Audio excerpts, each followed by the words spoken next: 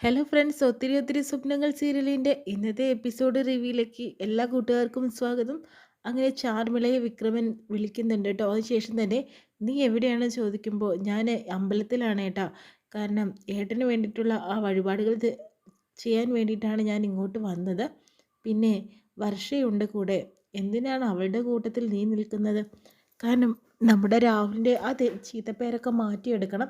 എങ്ങനെയെങ്കിലും രാഹുലിൽ നിന്ന് ഇവളെ അകറ്റണം. അതിനു വേണ്ടി തന്നെയാണ് ഞാൻ ഇവളെ ഒന്ന് കാണാനായിട്ട് വന്നത്. പിന്നെ ഏട്ടൻ പോയ കാര്യം എന്തായി? എന്ത് പറയാനാ, ഒന്നും നടക്കാനായിട്ട് പോകുന്നില്ല. രാജി വെക്കേണ്ടി വരും. ഞാൻ രാജിക്കത്ത് സമർപ്പിച്ച് കഴിഞ്ഞു. എന്തായാലും ഞാൻ വൈകുന്നേരത്തോടു കൂടി തന്നെ വീട്ടിലേക്ക് എത്തും. അതിനുശേഷം തന്നെ നമുക്ക് ഒന്ന് ഡീറ്റെയിൽ ആയിട്ട് സംസാരിക്കണം എന്ന് പറയുന്നുണ്ട്. ആ ആയിക്കോട്ടെ ഏട്ടാ, ഞാൻ എന്തായാലും ഇപ്പം തന്നെ വീട്ടിലേക്ക് ചെല്ലുമെന്നും പറയുന്നുണ്ട്. അങ്ങനെ ശർമിള വർഷയോട് പറയുന്നുണ്ട്, നമ്മുടെ ഓപ്പറേഷൻ ഏകദേശം സക്സസ് ആയിക്കൊണ്ടിരിക്കുകയാണ് വർഷ. ഏട്ടൻ രാജിക്കത്ത് സമർപ്പിച്ചു കഴിഞ്ഞു. ഇത് ഞാനും നീയുമാണ് അറിഞ്ഞിരിക്കുന്നതെന്ന് ഏട്ടൻ തന്നെ പറയുന്നുണ്ട്. അതുകൊണ്ട് തന്നെ നമ്മളിത് പുറത്ത് വിട്ടിട്ടുണ്ടെങ്കിൽ ഏട്ടൻ എന്നെ ഇപ്പം സംശയിക്കും. കുറച്ച് കഴിയട്ടെ, പിന്നീട് നമ്മുടെ പ്ലാനിംഗ് ഒക്കെ നടക്കാനായിട്ട് പോകുന്നു. ഏട്ടൻ രാജിവെച്ചാലാണ് എല്ലാ കാര്യങ്ങളും നമ്മൾ വിചാരിച്ച പോലെ നടക്കുകയുള്ളൂ എന്ന് പറയുന്നു. ഇനി ഞാൻ പോട്ടെ മോളെ, എന്തായാലും ഇവിടെ നിന്നിട്ട് പിന്നെ ഇപ്പോൾ പ്രശ്നമാവണ്ട എന്ന് പറയുന്നുണ്ട്. എന്തായാലും എല്ലാ പ്രശ്നങ്ങളും തീരുള്ളൂ അമ്മേ. രാഹുൽ ചേട്ടൻ്റെ കല്യാണം നമുക്ക് ഒരുമിച്ച് സന്തോഷത്തോടു കൂടി നടത്തണം എന്നും പറയുന്നുണ്ട് കേട്ടോ. അതിനുശേഷം പിന്നെ ചാർമിള അങ്ങോട്ട് പോയതിന് ശേഷം തന്നെ നമ്മുടെ വർഷയെ തന്നെയാണ് കാണിക്കുന്നത്. വർഷയും അതുപോലെ വിവേകം വരുന്നുണ്ട് കേട്ടോ. എൻ്റെ എല്ലാ ഹെൽപ്പും വേണോ എന്ന് ചോദിക്കുന്നുണ്ട്. ഓ, താൻ എന്താടോ എൻ്റെ പുറകെ ഇങ്ങനെ നടക്കുകയല്ല, തനിക്ക് എന്താടോ പണി? എനിക്കിതൊരു പണിയല്ലേ തൻ്റെ പുറകെ നടക്കണം എന്നുള്ളത്. എനിക്ക് അതൊരു ഭയങ്കര ഇഷ്ടമാണെന്ന് പറയുന്നു. താൻ എന്ത് ഉദ്ദേശിക്കുന്നതെന്നൊക്കെ എനിക്ക് മനസ്സിലായി. ഇപ്പോൾ ആ രാജ്കുമാർ എന്ന് പറഞ്ഞിട്ടുള്ള ഒരാളുടെ പേര് പറഞ്ഞിട്ട് ആ ചന്ദ്രദാസിനെ താനാണ് വീട്ടിൽ കൊണ്ടുപോയി താമസിപ്പിക്കുന്നതും എനിക്ക് നന്നായിട്ടറിയാം. എടോ, അനാവശ്യം പറയരുത്. എനിക്ക് അതൊന്നും അറിയില്ല എന്ന് പറയുന്നുണ്ട്. എനിക്ക് മനസ്സിലായടോ തൻ്റെ കയ്യിലിരിപ്പൊക്കെ. അതുപോലെ രണ്ടാനച്ഛനും എന്നെ ആദ്യം വിളിച്ച് രണ്ടാനച്ഛനോട് എന്നെ ഇവിടുന്ന് കൊണ്ടുപോകാനായിട്ട് താൻ പറഞ്ഞു. ഇപ്പോൾ ചന്ദ്രദാസിനെ കൊണ്ടുവന്ന് എന്നെ ഇവിടുന്ന് തുരത്താൻ വേണ്ടിയിട്ട് താൻ നോക്കുകയാണ്. തൻ്റെ അടവൊക്കെ എനിക്ക് മനസ്സിലായി വിവേക് എന്നൊക്കെ പറയുന്നുണ്ട് കേട്ടോ. താൻ എൻ്റെ ഒരു സത്യാവസ്ഥ എന്താണോ മനസ്സിലാക്കാത്തത്? ഞാനിതൊന്നും അറിഞ്ഞിട്ടില്ല. പിന്നെ താൻ തെറ്റിദ്ധരിച്ചിരിക്കുകയാണ് എന്നെ. ഞാൻ തന്നോട് എന്ത് തെറ്റാണോ ചെയ്തത് എന്ന് പറയുന്നുണ്ട് കേട്ടോ. താൻ ഇത്രയും കാലം ചെയ്തതൊക്കെ എനിക്ക് മനസ്സിലായി. കൂടുതൽ താനൊന്നും സംസാരിക്കേണ്ട. സംസാരിച്ച് ഹെൽമെറ്റ് വെച്ച് തലക്കടിക്കുമെന്ന് പറയുന്നുണ്ട്. ആ, എന്നാൽ പിന്നെ അത് തന്നെ ചെയ്യും. തന്നോട് എത്ര പറഞ്ഞിട്ടും കാര്യമില്ല. താൻ എപ്പോഴും എന്നെ സംശയിച്ചു കൊണ്ടേ ഇരിക്കുകയാണെന്നൊക്കെ വിവേക് വർഷയോട് പറയുന്നുണ്ട് കേട്ടോ. വർഷയ്ക്കാണെങ്കിൽ വിവേകിനെ തള്ളാനായിട്ട് പറ്റുന്നില്ല. താനൊരു ചതിയിൽ പെടാനായിട്ട് പോവാണ്. അതിൽ നിന്ന് രക്ഷിക്കാൻ ഞാനുണ്ടാവും. അതിന് വേണ്ടിയിട്ടാണ് തൻ്റെ പുറകെ ഇങ്ങനെ നടക്കുന്നത്. അത് തനിക്ക് മനസ്സിലാവുന്നില്ലല്ലോ എടോ എന്ന് പറഞ്ഞിട്ട് വിവേക് അങ്ങോട്ട് പോകുന്നു കേട്ടോ.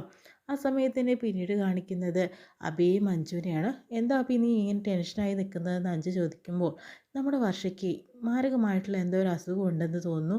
എന്താണോ താൻ ഈ പറയുന്നത്? രാജ്കുമാർ ഒരു ഡോക്ടർ, ഒരു ഫേമസ് ആയുള്ള ഡോക്ടറെ വിളിച്ച് വരുത്തിയിട്ടുണ്ട് അവളെ ചികിത്സയ്ക്ക് വേണ്ടിയിട്ട്. കാര്യങ്ങളൊക്കെ അവർ സംസാരിക്കാൻ പോകുന്നുണ്ട്. നമുക്കറിയില്ല, അവൾക്ക് എന്തോ ഒരു പ്രശ്നമുണ്ടെന്ന് പറയാം കേട്ടോ. ആ സമയത്ത് ഡോക്ടറായി വന്നിട്ടുള്ളത് രാഘവനാണ്. ശേഷം തന്നെ കാര്യങ്ങളൊക്കെ വസുന്ധരയോടും അതുപോലെ ധനപാലനോടും പിന്നെ അഞ്ജുവിനോടും അബിയോടൊക്കെ സംസാരിക്കുന്നുണ്ട് കേട്ടോ. അവൾക്ക് ഒരു ട്യൂമറാണ്. അവളെ എത്രയും പെട്ടെന്ന് ഓപ്പറേഷൻ കഴിച്ചിട്ടില്ലെങ്കിൽ അവളുടെ ജീവിതത്തിൽ തന്നെ ആപത്താണ്. എത്രയും പെട്ടെന്ന് തന്നെ വേണം. അതുകൊണ്ട് തന്നെ ഒരു സെഡേഷൻ കൊടുത്തതിന് ശേഷം മാത്രമാണ് ഇവളെ ഇവിടുന്ന് കയറ്റി വിടാനായിട്ട് പറ്റുള്ളൂ എന്നൊക്കെ ഡോക്ടർ പറയുന്നുണ്ട്.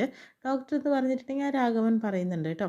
ഇത് കേൾക്കുന്ന അഞ്ജുവിനും അതുപോലെ അബിക്കും ഭയങ്കര വിഷമാവുന്നുണ്ട്. അവളൊന്നും ഞങ്ങളോട് പറഞ്ഞിട്ടില്ലല്ലോ. പിന്നെ അവൾ മരുന്ന് കഴിക്കുന്നതായിട്ടും ഞങ്ങൾ കണ്ടിട്ടില്ല. അതിന് അവൾ നേരിട്ട് തന്നെ മരുന്ന് കഴിക്കില്ല. അവളുടെ അമ്മയായിരുന്നു മരുന്ന് കൊടുത്തുകൊണ്ടിരുന്നത്.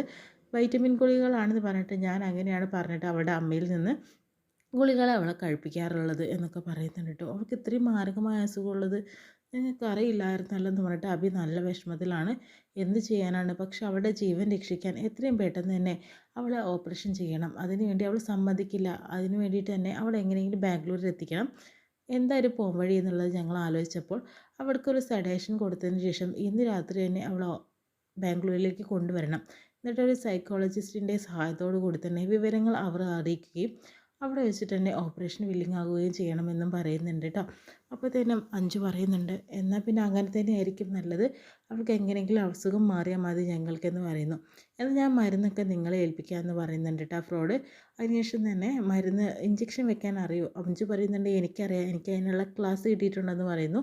ആ സമയത്ത് തന്നെ കൊടുത്തതിന് ശേഷം പോവാട്ടോ. പിന്നീട് അബിക്ക് നല്ല സങ്കടമായിട്ട് രണ്ടുപേരും അങ്ങോട്ട് മാറുന്നു. അങ്ങനെ രാഘവനും അതുപോലെ തന്നെ ചന്ദ്രദാസും കൂടി സംസാരിക്കുന്നുണ്ട്. എൻ്റെ പൊന്നു സാറേ, ഓ എത്ര കഠിനമായിട്ടുള്ള ഓരോരോ വാക്കുകളാണ് ഞാൻ ഉപയോഗിച്ചുകൊണ്ടിരുന്നത് അസുഖത്തെക്കുറിച്ച്. എനിക്കിതൊന്നും വലിയ ശീലമല്ല കേട്ടോ. പിന്നെ ഈ കോട്ടും സൂട്ടൊക്കെ ഇട്ടപ്പോൾ അങ്ങനെയാണ് ആയല്ലോ. പിന്നെ സാറിൻ്റെ വേഷം കണ്ടോ, പത്രപ്രവർത്തകനെ, എന്താ പിന്നെ അഭിനയം. പിന്നെ തന്നെ ഇവിടെ വിശ്വസിച്ചിട്ടുണ്ടെങ്കിൽ എന്നെ വിശ്വസിക്കാൻ ഒട്ടും മടിയില്ലാത്ത വീട്ടുകാരായിരിക്കും എന്ന് എനിക്ക് നല്ലപോലെ അറിയാം എന്നൊക്കെ പറയുന്നുണ്ട് കേട്ടോ. അതിനുശേഷം തന്നെ പിന്നീട് നമ്മൾ രാത്രി അവളെ ഇവിടുന്ന് കടത്തിക്കൊണ്ട് പോകും നേരെ വയനാട്ടിലേക്ക്. പിന്നെ നാരായണിയും താനും കൂടി ആ വണ്ടിയിൽ ഉണ്ടായാൽ മതിയെന്ന് പറയുന്നുണ്ട്. തീർച്ചയായും അങ്ങനെ തന്നെയായിരിക്കും വേണ്ടത്. അവിടെ വെച്ചിട്ട് തന്നെ എൻ്റെ റിസോർട്ടിൽ വെച്ചിട്ട് തന്നെ ഞങ്ങളുടെ കല്യാണം, വർഷയുടെയും എൻ്റെയും കല്യാണമാണ് നടക്കാനായിട്ട് പോകുന്നത്. അത് തന്നെ. പിന്നെ സാറേ, ഇങ്ങനെ വർഷയുടെ കൂട്ടുകാരികളൊക്കെ ഇത്ര സുന്ദരികളാണെന്ന് ഞാൻ അറിഞ്ഞില്ല.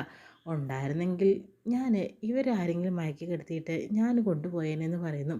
താൻ എന്തൊക്കെയാടാ പറയുന്നത്? അല്ല, നളിനി മരിച്ചിട്ട് കുറച്ചായില്ലേ, ഞാൻ ഒറ്റയ്ക്കല്ലേ എന്ന് പറയുന്നിട്ട്, നിന്നെ ഞാൻ അറിയുമ്പോൾ ആ സാരൊന്നും വിചാരിക്കേണ്ട, സാറിനേക്കാളും ഏതായാലും അധികം പ്രായ വ്യത്യാസമൊന്നും എനിക്കില്ല, കണ്ടാൽ ഞാനാണ് തന്നെയാണ് എന്ന രീതിയിലൊക്കെ പറയുന്നു കേട്ടോ. താൻ പോടോ എന്ന് പറഞ്ഞിട്ട് പറഞ്ഞയച്ചു വിടുന്നു. അതിന് എന്നെ കണ്ട പ്രായം തോന്നിക്കുമെന്ന് ചന്ദ്രദാസും കൂടിയും പറയുന്നുണ്ട്. എന്തായാലും വർഷയുടെ വിവാഹം കഴിഞ്ഞിട്ട് വേണം മുടിയൊക്കെ ഒന്ന് ഡൈ ചെയ്യാൻ, അല്ലെങ്കിൽ ഇതിൻ്റെ കുറച്ച് വർഷയ്ക്ക് തന്നെയല്ലേ എന്നൊക്കെ പറയുന്നു കേട്ടോ. പിന്നീട് കാണിക്കുന്നത് അബിയും അഞ്ജുവിനെയും അതുപോലെ ശിവയോടാണ്. ശിവയുടെ എല്ലാ കാര്യങ്ങളും തുറന്നു പറയുന്ന സമയത്ത് തന്നെ ശിവ പറയുന്നുണ്ട്, ഇതിൻ്റെ പുറകിൽ എന്തോ ഒരു ദുരൂഹതയുണ്ടെന്ന് എനിക്ക് തോന്നുന്നു. താൻ ഈ പത്രപ്രവർത്തകയായതുകൊണ്ട് തനിക്ക് തോന്നുന്നതാണ്. അല്ലടോ, എന്തോ പ്രശ്നമുണ്ട്.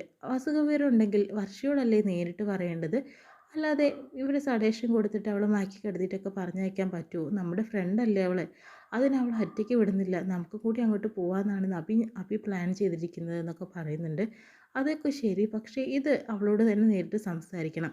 അഞ്ചു പറയുന്നുണ്ട്, ശിവയെ പറഞ്ഞത് ശരിയാണ്, നമുക്ക് എന്തായാലും അവളോട് നേരിട്ട് കാര്യങ്ങളൊക്കെ പറയണം എന്ന് പറഞ്ഞിട്ട് രണ്ടാളും കൂടി ചെന്നിട്ട് വർഷയോട് എല്ലാവരും കാര്യങ്ങളെല്ലാം സംസാരിക്കുന്നു. വർഷ ഇത് കേട്ടപ്പോൾ തന്നെ ആകെ ഞെട്ടുന്നുണ്ട് കേട്ടോ. പച്ചക്കൊള്ളാണ് അവർ പറയുന്നത്. അയാൾ ഒരു ഫ്രോഡാണെന്ന് പറയുന്നു. അയാൾ രാജ്കുമാർ അതർവേൾഡ് അല്ല, അതാണ് ചന്ദ്രദാസ് എന്ന് പറയുന്നു. ഇത് കേൾക്കുന്ന ശിവയൊക്കെ ആകെ ഞെട്ടുന്നുണ്ട് കേട്ടോ. താൻ എന്തൊക്കെയാണോ പറയുന്നിരിക്കുന്നത്? കൂടത്തിൽ വന്നിട്ടുണ്ടായിരുന്ന രാഘവൻ, എൻ്റെ വളർത്തച്ഛൻ, അവരെന്നെ ഇവിടുന്ന് തുരത്താൻ വേണ്ടി വയനാട്ടിലേക്ക് കൊണ്ടുപോകാൻ വേണ്ടി വന്നതാണ്. അയക്കൻ വിവാഹം കഴിക്കണം പറഞ്ഞ് നിൽക്കുന്ന ഒരാളാണ് ചന്ദ്രദാസ് എന്ന് പറയുന്നു. അങ്ങനെയാണെങ്കിൽ തനിക്ക് എന്താടോ ആദ്യം തന്നെ ഇത് പറഞ്ഞുകൂടായിരുന്നു, അയാൾ ചന്ദ്രദാസ് ആണെന്നുള്ളത്? രാജ്കുമാർ എന്ന പേരും പറഞ്ഞ് താൻ അയാളെ സപ്പോർട്ട് ചെയ്തുകൂടെ നിൽക്കുമായിരുന്നല്ലോ. അതിന് പ്രത്യേക ഒരു കാരണമുണ്ട്. അയാൾ അങ്ങനെ അല്ല എന്ന് പറഞ്ഞിട്ടുണ്ടെങ്കിൽ എൻ്റെ വയനാട്ടിലത്തെ നാരായണി ചേച്ചി എന്ന് പറയും, എൻ്റെ അമ്മയുടെ അടുത്ത സുഹൃത്താണ്. ആ ചേച്ചിയെ അവർ കൊന്നു കളയും. എൻ്റെ രണ്ടാനച്ഛൻ്റെ കൈപ്പിടിയിലായിരുന്നു അവർ കൊച്ചിയിലുണ്ടെന്നൊക്കെ പറഞ്ഞു. നാരായണി ചേച്ചിനെ ഞങ്ങൾ രക്ഷിക്കാം, താൻ വിഷമിക്കേണ്ട കാര്യമൊന്നുമില്ല, അവരെ ഞങ്ങൾ സംരക്ഷിക്കാം. അതിനുവേണ്ടി തൻ്റെ ജീവിതം ഇങ്ങനെ ത്യാഗത്തിൽ ഏർപ്പെടുത്തേണ്ട, അയാളുമായിട്ട് ഒരു കോംപ്രമൈസും ഇല്ല. ഇപ്പം തന്നെ പോയിട്ട് വസുന്ധര ആൻറ്റിയോട് ഞങ്ങൾ കാര്യങ്ങൾ പറയാനായിട്ട് പോവുകയാണെന്ന് പറയുന്നു. എന്താടോ അങ്ങനെയൊന്നും പറയണ്ട, ആൻറ്റി അറിഞ്ഞിട്ടുണ്ടെങ്കിൽ എന്നെ ഇവിടുന്ന് ഇപ്പോൾ പുറത്താക്കും. തന്നെ അല്ലടോ പുറത്താക്കാൻ പോകുന്നത്, ആ ചന്ദ്രദാസിനെയാണ്, താൻ മനസ്സിലാക്കുമെന്ന് പറഞ്ഞിട്ട് എല്ലാവരും കൂടി വർഷയോട് കാര്യങ്ങൾ പറഞ്ഞ് മനസ്സിലാക്കുന്നു കേട്ടോ. എന്തായാലും ഇപ്പോൾ വിവേകം കൂടിയും കൂട്ടത്തിൽ കൂടുമ്പോൾ എന്തായാലും വർഷയെ രക്ഷിക്കാൻ വലിയൊരു സംഘം തന്നെയാട്ടോ റെഡി ആയിട്ടിരിക്കുന്നത്. ഇത്രയും കാണിച്ചുകൊണ്ട് ഇന്നത്തെ എപ്പിസോഡ് വിശേഷം കഴിയുന്നത്.